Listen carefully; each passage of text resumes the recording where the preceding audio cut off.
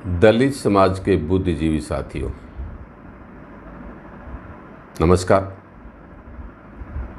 बहुजन समाज के क्रांतिकारी साथियों, जय भीम। श्रमण समाज के वीरों, हार्दिक अभिनंदन, लाल सलाम। आज का दिन एक बार फिर काफ़ी सोच विचार करने का दिन है। काफ़ी कुछ इसमें एक बार फिर पुनः इस पे चर्चा हम क्यों कर रहे हैं। 24 सितंबर 1932 का दिन हमारे महापुरुषों के द्वारा जो संघर्ष किया गया था, उस संघर्ष में बाबा साहब ने 3 गोलमेज कॉन्फ्रेंस से जो कुछ हक अधिकार जो लेके आए थे, सेपरेट इलेक्टोरल सिस्टम, जो उसके बारे में एक समझौता 24 सितंबर 1932 को पूना के अंदर यरदा जेल के अंदर गांधी और बाबा साहब के बीच में हुआ, उसको हम आज का काला दिवस कह सकते हैं, ब्लैक डे कह सकते हैं, या हम उसको धिक्कार दिवस भी कह सकते हैं। साहब कांशी राम जी ने इसको धिक्कार दिवस भी माना था, कहा था, इसके लिए आंदोलन चलाए। खैर, थोड़ा सा हम इसके बैक उसमें हिस्ट्री में जाते हैं। जो भारतीय हिंदू समाज है, इस देश में 2 टाइप का समाज है। एक श्रमण संस्कृति है, एक ब्राह्मण संस्कृति है। ब्राह्मण संस्कृति के लोग अपने आप को हिडन करके हिंदू बोलते हैं, और हिंदू बोलते हुए वो ये कहते हैं कि वैसे तो जो ब्राह्मण संस्कृति है, ब्राह्मण संस्कृति में सबसे ऊपर ब्राह्मण अपने आप को मानता है, दूसरे नंबर पे क्षत्रिय है, तीसरे नंबर वैश्य, और चौथे दर्जे पे शूद्र है। और शेड्यूल्ड कास्ट इसका हिस्सा नहीं है। शेड्यूल्ड कास्ट अछूत जिनको बोलते हैं, अनटचेबल, वो शूद्र नहीं है, वो अछूत है, वो इस हिंदू धर्म का हिस्सा ही नहीं है। लेकिन गांधी ने कहा, जी मैं तो तुम्हें हिंदू धर्म का एक हिस्सा मानता हूँ, मैं हिस्सा मानता हूँ, तो उसने अलग से एक नाम भी दिया, जो उसने उसको हरिजन नाम से पुरस्कृत किया, जब अछूतों ने स्वीकार नहीं किया। लेकिन क्या किया कि दलितों ने अपने आप को पद दलित स्थिति का परिचायक मानते हुए अपने आप को दलित कहना शुरू कर दिया। अब उस वक्त की आबादी हमारी क्या थी? 20.13% हमारी आबादी थी अछूतों की, अनटचेबल की। अनटचेबल की आबादी जो भारत में 1931 की जनगणना के अनुसार 20 पॉइंट कुछ % आप कह सकते हो थी। दलित कई प्रकार की वंचनाओं, निर्योग्यताओं को झेलते रहे।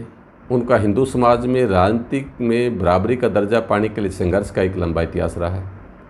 जब Shri E.S. Montagu, secretary of state for India, ने पार्लियामेंट में 1970 में एक महत्वपूर्ण घोषणा की कि अंग्रेजी सरकार का अंतिम लक्ष्य भारत को डोमिनियन स्टेट देना है, तो दलितों ने मुंबई में 2 मीटिंगें करके अपना मांग पत्र वायसराय के द्वारा भारत भ्रमण में आए secretary of state for India को दिया। परिणाम स्वरूप निम्न जातियों को विभिन्न प्रांतों में, ये बाबा साहब ने पहली बार ये ज्ञापन दिया था, वायसराय को सेक्रेटरी ऑफ स्टेट को दिया। परिणाम स्वरूप निम्न जातियों में विभिन्न प्रकार की समस्याओं को 1919 के भारतीय संवैधानिक सुधारों में पूर्व भ्रमण कर रहे कमीशन को पेश करने का मौका मिला। क्या कमीशन था वो? तदुपरांत कमीशनों, कॉन्फ्रेंसों, काउंसिलों में एक लंबा जटिल सिलसिला चलता रहा। 1918 में मांटेग्यू चेम्सफोर्ड की रिपोर्ट आई 1918 में। बाद में 1924 में मादीमान कमेटी की रिपोर्ट आई। मदीमान कमेटी की 1924 में एक रिपोर्ट आई, जिसमें काउंसिलों में डिप्रेस्ड क्लासेज के लिए अति अल्प प्रतिनिधित्व उसे बढ़ाने के बारे में बातें कही गई थी। मतलब इससे पहले हमारी पहचान डिप्रेस्ड क्लासेज की थी।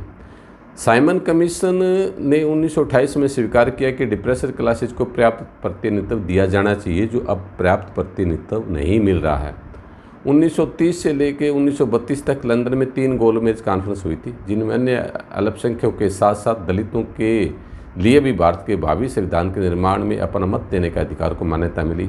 यह एक ऐतिहासिक एवं निर्णायक परिघटना थी। इस गोलमेज कॉन्फ्रेंस में डॉक्टर अम्बेडकर तथा राव बहादुर तथा श्रीनिवासन द्वारा दलितों के प्रभावकारी प्रतिनिधित्व पर एवं जोरदार प्रस्तुति के कारण 17 अगस्त 1932 को ब्रिटिश सरकार द्वारा घोषित कम्युनल अवार्ड में दलितों को पृथक निर्वाचन का स्वतंत्र राजनीतिक अधिकार मिल गया। इस कम्युनल अवार्ड में एक बहुत बड़ा हमें हक मिला। इस अवार्ड से दलितों को आरक्षित सीटों पर पृथक निर्वाचन द्वारा अपने प्रतिनिधि स्वयं चुनने का तथा साथ ही सामान्य जाति के निर्वाचन क्षेत्र में स्वर्ण को चुनने हेतु 2 वोट का अधिकार भी प्राप्त हुआ। इस प्रकार भारत के इतिहास में अछूतों के पहली बार राजनीतिक स्वतंत्रता का अधिकार प्राप्त हुआ, जो उनकी मुक्ति का मार्ग प्रशस्त कह सकते हैं। क्योंकि इस वोट से हम क्या कर सकते थे, एक वोट से तो हम अपने कैंडिडेट को चुनते, एक से हम सामान्य को चुनते, जनरल कैटेगरी के कैंडिडेट को चुनते तो जो कैंडिडेट हमारे लिए, जो दलित का कोई, अगर हम जिसको प्रतिनिधि चुनते अगर हमारे लिए काम नहीं करता तो अगली बार दलित उसको वोट नहीं देते, और अगर स्वर्ण हमारे लिए काम नहीं करते स्वर्ण को हम अगले बार उसको वोट नहीं देते। तो इससे एक दोनों ही कैंडिडेट हमारे लिए एक बहुत बड़ा डबल राइट टू वोट जो बाबा साहब लेके, वो हमारी आज़ादी का बहुत बड़ा एक क्रांतिकारी बदलाव था, एक बहुत बड़ा हमारे लिए हक था। इससे बड़ा कोई अधिकार मिल नहीं सकता था, इतना बड़ा अधिकार बाबा साहब लेके आए। मैं उनके संघर्ष को सल्यूट करता हूँ, बार बार मैं उनको नतमस्तक होता हूँ, ऐसा बाबा साहब करके लाए। लेकिन क्या हुआ, उक्त अवार्ड से दलितों को गवर्नमेंट ऑफ इंडिया एक्ट 1919 में अल्पसंख्यकों के रूप में मिली मान्यता के आधार पर अन्य अल्पसंख्यकों, मुसलमानों, सिखों, एंग्लो इंडियन तथा कुछ अन्य के साथ साथ पृथक निर्वाचन के रूप में प्रांतीय विधायकों और केंद्रीय असेंबली हेतु अपने प्रतिनिधित्व स्वयं चुनने का अधिकार मिला। उन सभी के लिए सीटों की संख्या निश्चित की गई। इसमें अछूतों के लिए 78 सीटें विशेष रूप से निर्वाचन क्षेत्र के रूप में आरक्षित की गई। ये हमारे लिए स्पेशल एक बहुत बड़ा हक था।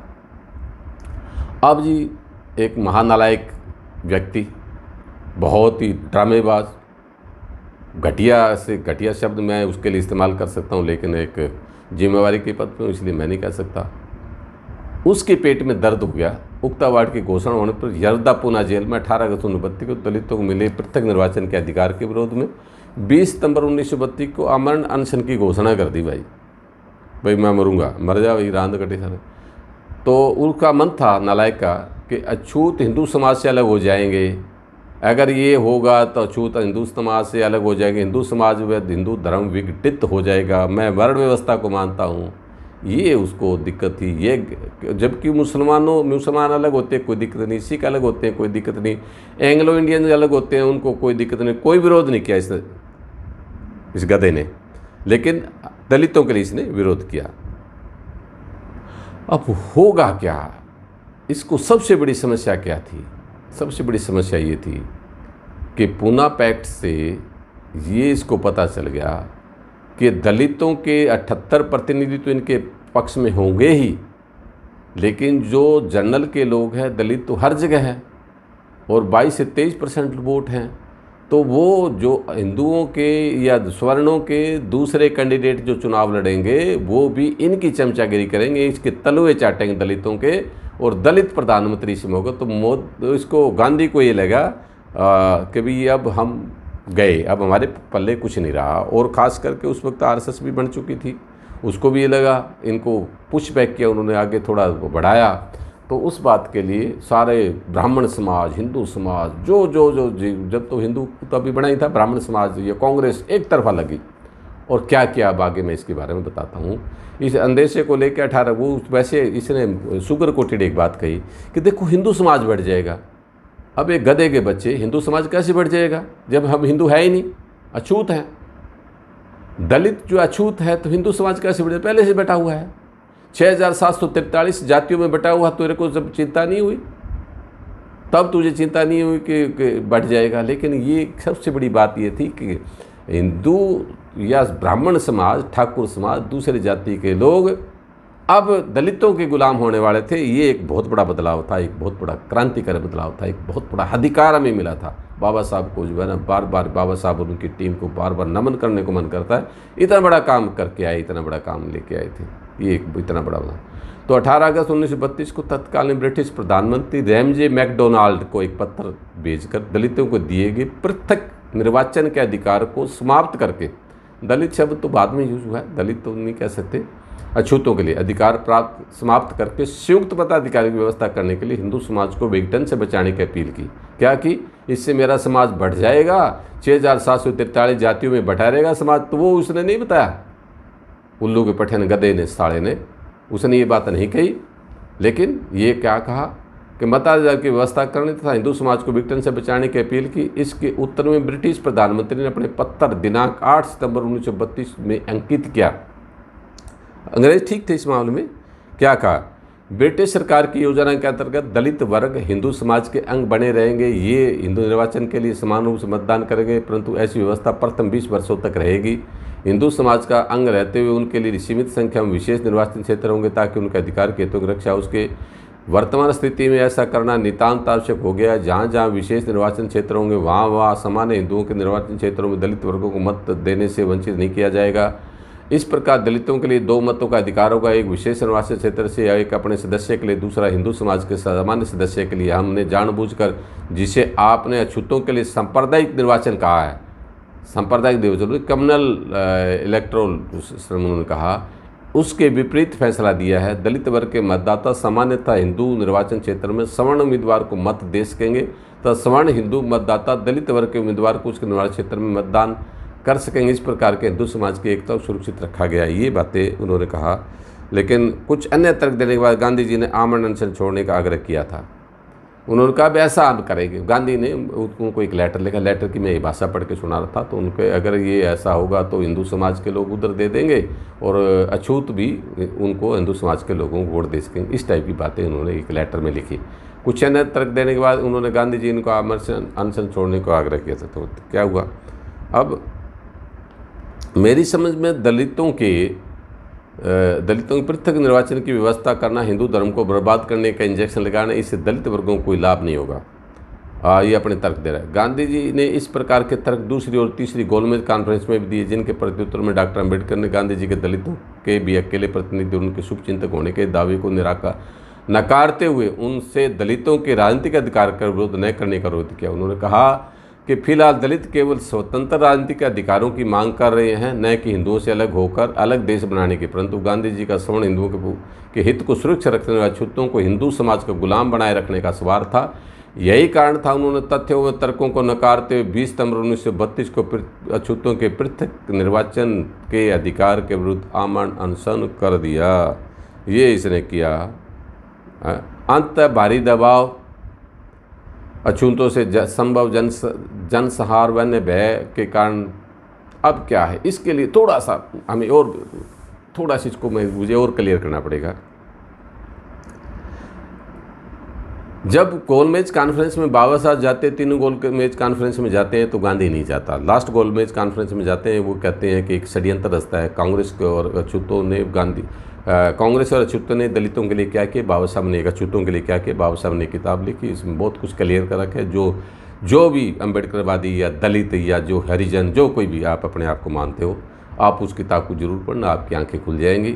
आपको जो है अछूत भी कहा गया, आपको राक्षस कहा गया, आपको जो है दानव कहा गया, आपको जो है क्या क्या कहा गया, आपको पता है। आज मुझे ये फैसला करना बड़ा मुश्किल हो रहा था कि मैं आपको किस नाम से संबोधित करूं। दलित के नाम से करूं, अछूत के नाम से करूं, राक्षस के नाम से करूं, दानव के नाम से करूं, या किस नाम से आपको संबोधित करूं। मेरे लिए एक आज बड़ा पीड़ा का दिन है। आज मैं सबसे ज़्यादा एम्बैरेस अपने आप को महसूस कर रहा हूं। ये सारी जानकारी पहले भी से थी। जब मैं 24 सितंबर को अपनी कोई बात कहता हूँ, किसी कार्यक्रम में बोलता हूँ, तो मैं अपने आप को ठीक नहीं रख पाता हूँ। तो इसलिए ये कुछ बातें मुझे कहने में प्रॉब्लम हो रही है। तो ये सब कुछ, लेकिन क्या है, हुआ क्या, अगर उसमें हम 1930-31 की या 32 की स्थिति में हम जाएं। 2 घटनाओं का मैं स्पेशली आपको जिक्र करूँगा। एक घटना क्या है, बाबा साहब वहाँ गोलमेज कॉन्फ्रेंस 1932 की गोलमेज कॉन्फ्रेंस में बैठे हैं बातचीत को उसके लिए। तो उनसे पहले बाबा साहब के साथ क्या हुआ, 3rd गोलमेज कॉन्फ्रेंस के लिए बाबा साहब जाते हैं। बाबा साहब का बेटा राजरतन बीमार होता है। रमाबाई इधर से उधर घूम रही है, इस कमरे से उस कमरे में जा रही है, जल्दी जल्दी भाग दौड़ कर रही है। तो बाबा साहब पूछते हैं, रमा क्या बात है? बाबा साहब माता रमाबाई को रमू बोलते, रमू क्या बात है। जैसे आपने फिल्म देखी होगी बाबा साहब की, मूवी तो आपने देखी होगी, जिन लोगों ने जो अम्बेडकरवादी उन्होंने तो देखी है, बाकी हरिजनों ने क्या देखी मुझे लग नहीं रहा। तो मूवी जो देखी उसके अंदर ये बाबा साहब बोलते हैं कि रमू क्या बात है, तो खुद का तो कुछ नहीं, बाबा साहब कुछ नहीं, साहब साहब बोलते थे, तो कुछ नहीं ऐसा नहीं। कहता नहीं बताओ, तो देखते हैं तो वो राज रतन बहुत बुरी तरह से बीमार है, उनका शरीर ताप से पूरी तरह से वो हो रहा है। तो उन्होंने कहा क्या हुआ, कब से हैं बाबा साहब? तो इंग्लैंड जाने की तैयारी कर रहे थे, लंदन जाने की तैयारी कर रहे थे, तो उस काम में लगे हो, तो उनको पता नहीं था उनका बेटा कब बीमार हो गया, क्या हुआ। तो इस सारी घटना में क्या हुआ कि बाबा साहब को लगा, पूछा भी क्या दवाई दिलवाई, नहीं, कहता पैसे नहीं थे। कहता पैसे तो ये रखे हुए थे, कहता ये आपको लंदन जाने के लिए चाहिए थे, तो इंग्लैंड जाने के लिए आपको पैसे चाहिए, इस पैसे को मैंने छुआ तक नहीं। अब बाबा साहब को जब ये रमाबाई बताती है, रो पड़ती है, वो कहती है कि मैं क्या करूँ मैं ऐसे कंडीशन में। कहता चलो इसमें से कुछ पैसे मैं दे देता हूँ, उसको दवाई आप दिलवा लेना। और आखिर में क्या करते हैं कि बाबा साहब जो है उनका विदेश जाने का प्लान है, उनका टाइम हो जाता है, तो वो तो निकल पड़ते हैं। और अभी वो जाके 2-3 घंटे वहाँ एयरपोर्ट पे रुकना पड़ता है, तो पीछे से भागे भागे उनके परिवार के दूसरे लोग जाते हैं कि राज रतन इस दुनिया में नहीं रहे। बाबा साहब वो वापस आते हैं, उनको देखते हैं तो उनके पास में राज रतन को लपेटने के लिए उनके पास में वो भी नहीं था, क्या बोलते हैं, कफन के पैसे भी नहीं थे, कफन भी नहीं था। तो माता रमाबाई अपनी साड़ी का पल्लू पाड़ती है, उसके ऊपर लपेटती है, और बाबा साहब उसको मिट्टी देते हैं बच्चे को, राज रतन को। वापस आते हैं तो वापस आके माता रमाबाई बाबा साहब के कंधे पे लग के रो पड़ती है कि आप तो कहते मैंने राज रतन जो ये है, राज इस देश का राजा होगा, तो आज तो इस दुनिया से चलेगा, बिना इलाज के चला गया, बिना इलाज के जो इस दुनिया से चला गया। तो इस बात के लिए बाबा साहब कहते हैं देखो हाँ, तो रमू कम से कम तुम मेरे कंधे पे सिर रख के रो तो सकती हो, मैं तो ये भी नहीं कर सकता कि मैं किसके कंधे पे सिर रख के रो। मैं रोज़ देखता हूँ कि ऐसे कितने राजतन इस दुनिया से बिना दवाई के, बिना इलाज के मरते हैं। तो मैं अगर आज मैं नहीं गया ना, तो करोड़ों इस देश के दलित और ऐसे लोग जो हैं इस दुनिया से ऐसे ही मरते रहेंगे। तो इसलिए मेरा जाना वहाँ ज़रूरी है। तो ऐसे हालात में हम अगर आज हमारे बच्चे को बुखार हो गई तो हम निकल नहीं पाते, लेकिन बाबा साहब ऐसे कंडीशन में क्या है कि वो जाते हैं और वो जाके और हमारी लड़ाई लड़ते हैं। ये 1932 की कॉन्फ्रेंस की मैं चर्चा कर रहा हूँ। 1932 की कॉन्फ्रेंस में बाबा साहब ऐसा करते हैं और ऐसा करके और वो निकल जाते हैं। और वहाँ पुणे के वहाँ इंग्लैंड लंदन में इस लड़ाई को लड़ते हैं। तो और गांधी वहाँ एक तर्क देता है, एम्बेरेंस हालत में बाबा साहब पूछते हैं, वो तर्क देते हैं कि देखो कि भी डॉक्टर अंबेडकर से ज़्यादा लोग मेरे साथ है, दलित हरिजन मेरे साथ जुड़े हुए हैं। तो ये बात उनका प्रतिनिधि मैं हूँ, डॉक्टर अंबेडकर उनका प्रतिनिधि नहीं है।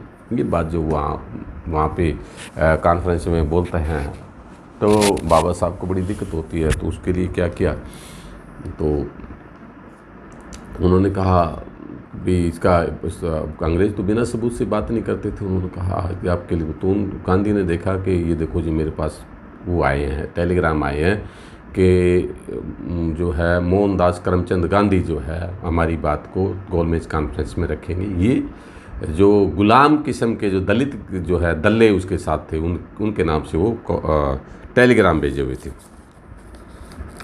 अब इसी कंडीशन में बाबा साहब ने अपने साथियों से बात की। इधर से बी श्याम सुंदर जी थे, पेरियार जी थे, मंगूराम मांगोवालिया थे और दूसरे लोग थे जो यहाँ इंग्लैंड में जो 3 साथी, दो साथी उनके साथ, उनके अलावा और भी लोग थे। उनकी ये ड्यूटी लगाई कि भी आप भी इधर से भेजो।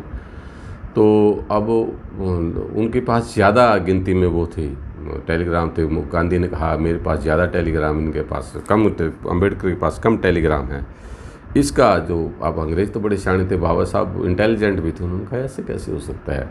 तो बाबा साहब ने कहा कि देखो जी मेरे पास जो टेलीग्राम आए हैं वो लाहौर से आए हैं, हैदराबाद से आए हैं, चेन्नई से आए हैं, अलग अलग जगह से आए हैं। तो ये खाली दिल्ली से आए हैं गांधी के। तो वो पता लगा कि दिल्ली के इनकी पार्टी दफ्तर से वो टेलीग्राम 2 लोग मिल के करवा रहे थे अलग अलग नामों से। ऐसा इतना टेलीग्राम का इस टाइप का इनका ड्रामा था। तो अंग्रेज़ों ने कहा नहीं, ये ऐसा नहीं हो सकता। ये दलितों की बात या अछूतों की बात या डिप्रेस्ड क्लासेस की बात अगर कोई बात रखेगा तो वो केवल जो है डॉक्टर अम्बेडकर ही लिखे रखेगा। तो ये एक साजिश रची, उस साजिश में बाबा साहब बड़े बहुत ही प्रखर तरीके से और अच्छे तरीके से वो लड़के जीत के आगे। एक ही घटना थी। दूसरी घटना क्या थी कि बाबा साहब के पास सरोजिनी नायडू, दूसरे लोग आते हैं, लेडीज़ को भेजते हैं, दूसरे लोग हैं बाबा साहब को कोई धमकी दे रहे हैं, कभी फुसलाने की कोशिश कर रहे हैं, कभी डराने की कोशिश कर रहे हैं।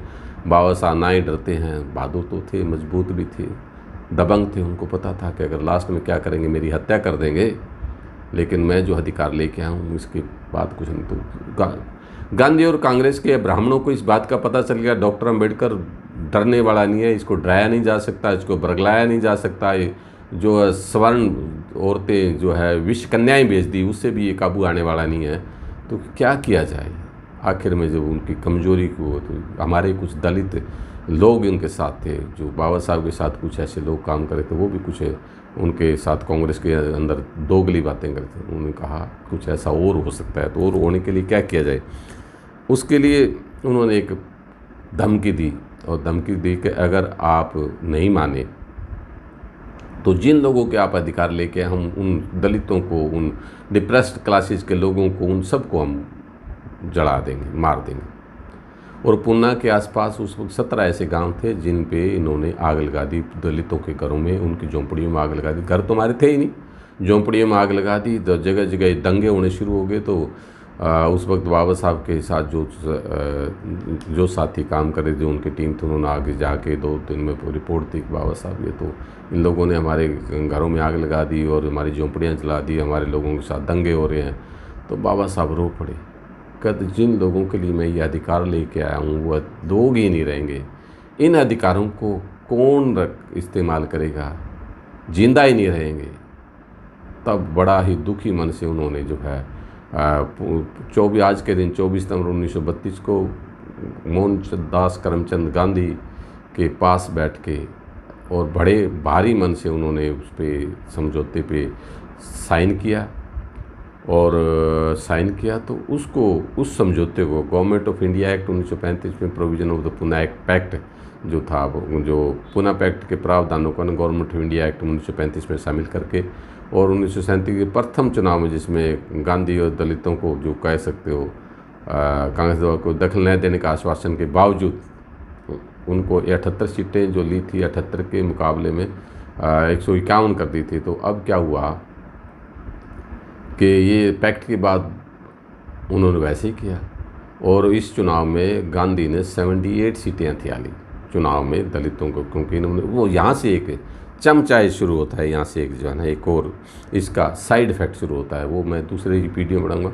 कांग्रेस ने छिन्न होकर डॉक्टर अम्बेडकर ने कहा पूना पैक्ट में दलितों के साथ बहुत बड़ा धोखा हुआ है। कम्युनल अवार्ड के माध्यम से अछूतों को पृथक निर्वाचन के रूप में प्रतिनिधि चुनने और दोहरे वोट के अधिकार से सवर्ण हिंदुओं की भी दलितों पर निर्भरता से दलितों का स्वतंत्र राजनीतिक अस्तित्व सुरक्षित रह सकता था, परंतु पुनः प्रकट करने की व्यवस्था ने दलितों को फिर से सवर्ण हिंदुओं को गुलाम बना दिया। इस व्यवस्था से आरक्षित सीटों पर जो सांसद विधायक चुने जाते हैं वे वास्तव में दलितों द्वारा नए चुने जाकर विभिन्न राजनीतिक पार्टियों एवं सवर्णों द्वारा चुने जाते हैं, जिन्हें उनका गुलाम व बंधुआ मजदूर आप कह सकते हो, जैसे गाँव में शीरी रहते हैं, वो शीरी जो है ये इनकी हैसियत होती है। तो ऐसा जो पूना पैक्ट को करके और बाबा साहब रो पड़े थे। उन्होंने कहा नहीं, जो कुछ अब तक मैंने संघर्ष करके मेरे पूर्वजों ने, या मेरे जैसे पीछे आप अगर कहीं लेते हो साहू जी महाराज का जिक्र किया उन्होंने, महात्मा ज्योतिबा फुले का जिक्र किया, अपने उनको शेड्यूल कास्ट फेडरेशन का जिक्र किया कि जिस स्ट्रीम में जो हमने लाठियाँ खाई, जो हमने अत्याचार सहे, और जो जितने हमले बाबा साहब के ऊपर जो साइमन कमीशन के दौरान हुए, वो सब बातें बाबा साहब कहते कहते रो पड़ते हैं। कहते हैं मैंने जो कुछ भी प्राप्त किया था, इन सारे मुसीबतों झंझावतों के साथ भी सब कुछ ऐसा किया, तो आज मैंने अपने एक सिग्नेचर से मैंने सब कुछ खो दिया है। तो आने वाले समय में मैं चाहूँगा कि जब मेरी समाज के पढ़े लिखे लोग इस बात को समझेंगे, मेरी आज की व्यथा को, आज की स्थिति को समझेंगे, तो एक दिन फिर इस हक को दोबारा प्राप्त करने के लिए संघर्ष करेंगे। आज मैं इसी बात को, बाबा साहब की उस पीड़ा को, उस दर्द को आपके सामने रखते हुए मैं एक बात कहता हूँ कि हमें इस लड़ाई को दोबारा लड़ना होगा। हमें जो कम्युनल अवार्ड में जो हमें 2 वोट का अधिकार मिलता था, डबल राइट टू वोट का हमें जो हक मिला था, हमें दोबारा उसको लड़ने के लिए हमें आगे आना होगा। तो मैं इस वीडियो को आज मैं यहीं ख़त्म करता हूँ। दूसरा इसमें बाकी बातें दूसरे पार्ट 2 में कहूँगा कल के वीडियो में। और ये हमारा लगातार इस 1932 एक पूना पैक्ट से लेके और कांशीराम जी का जो शहीदी दिवस है 8 अक्टूबर को, जो कांशीराम जी को जिस दिन मारा गया 8 अक्टूबर के दिन, तो कांशीराम जी के उस दिन तक 8 अक्टूबर तक ही चलेगा। हर रोज़ एक वीडियो इसमें डाला जाएगा साहब कांशीराम जी के तक का, उनके शहादत दिवस तक। तो ये लगातार जो है 12, 13, 14 वीडियो हम इस पे बनाएंगे, सीरीज़ रहेगी हमारी। तो आज ये पहला वीडियो है, पहली सीरीज़ है, फर्स्ट है। तो इन सब बातों के साथ आप इसमें कमेंट करेंगे। मुझे ये पता है कि भी ये बड़ा दुखदाई है, कुछ बातें ऐसी है जो हमें, लेकिन सच ये है कि इससे हम बहुत बड़ा निर्णय ले पाने में समर्थ हो जाएंगे। इसलिए मैं आपसे एक उम्मीद करता हूँ कि मेरी इस बात को कमेंट जरूर करें। आपको अच्छा लगे तो कमेंट करें, अच्छा ना लगे तो भी आप कमेंट करें। कमेंट करने से इस वीडियो को और अच्छा बनाया जा सकता है। इस हमारा जो श्रमण भारत जो हमारा चैनल है, इसको हम और सबके काम के लिए, सब वर्ग के लिए अच्छा लगे, ऐसा हम इसको आगे बढ़ा सकते हैं। तो अच्छा कर सकते हैं इसका, ऐसा हम कर पाएंगे, ऐसा मुझे विश्वास है। तो वो तभी हो पाएगा जब आप इसके लिए अपना, और खास करके आप इस चैनल को अपने यारों दोस्तों में, मित्रों में, आपके समाज के दूसरे लोगों में आप इसको शेयर करेंगे और इसको सब्सक्राइब करेंगे। और सब्सक्राइब करते हुए, शेयर करते हुए, इसमें जो घंटी है उसको दबा कर इसको आगे जो है आने वाली नोटिफिकेशन आपको मिले, नया वीडियो आपको मिलता रहे, इसके लिए आप जो है तत्पर रहेंगे। तो आप, मुझे पता है कि आप समाज के बहुत अच्छे कार्यकर्ता हैं, समाज का दर्द आपके अंदर है, आप बाबा साहब को प्यार करते हैं, आप मुक्ति आंदोलन को प्यार करते हैं। तो ये तीसरी आज़ादी की लड़ाई है, हमारे समाज की तीसरी आज़ादी की लड़ाई है। इसे हम सब, आप और हम सब मिल के लड़ेंगे। इन सब बातों के साथ जय भीम, जय भारत।